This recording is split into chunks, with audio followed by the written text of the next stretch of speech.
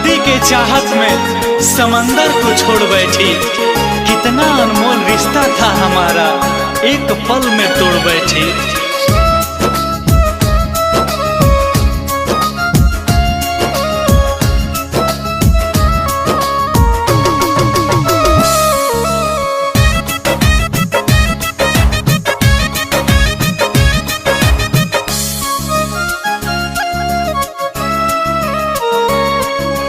पहिले हंसा के रोइलू हो, आपन कही के भुलैलू हो।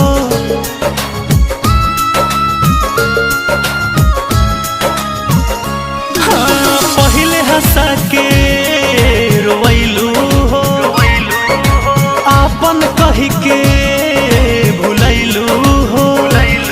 जब दिल से गईनी हार हो, ठुकरैलू हमर प्यार हो, तोर दिल नाता अरमान। काहे याद आवे दोसर के लेलू अपन मान, तो याद आवे जान।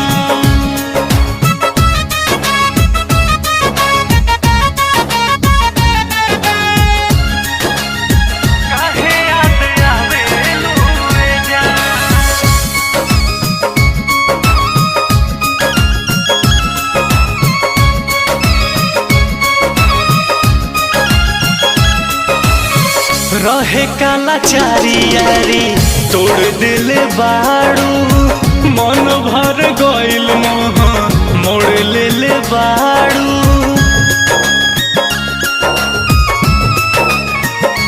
हाँ, रहे काला चारी यारी तोड़ दिले बाड़ू, मन भर गइल मोह मोड़ ले बाड़ू।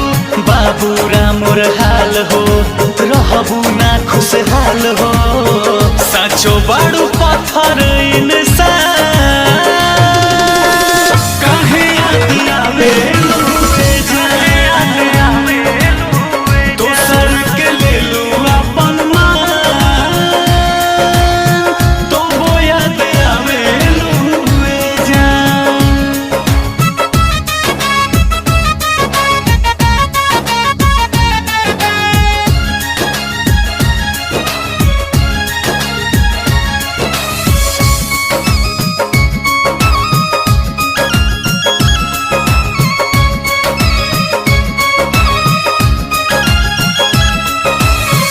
कैले रहू वादा कबो छोड़ के ना जाइबू, जब खिसियाइब हम तब तू मनाइबू। हाँ, कैले रहू वादा कबो छोड़ के ना जाइबू, जब खिसियाई है रंजित तब तू मनाइबू। देखा दिलू औकात हो, बुझलू ना जज्बात हो।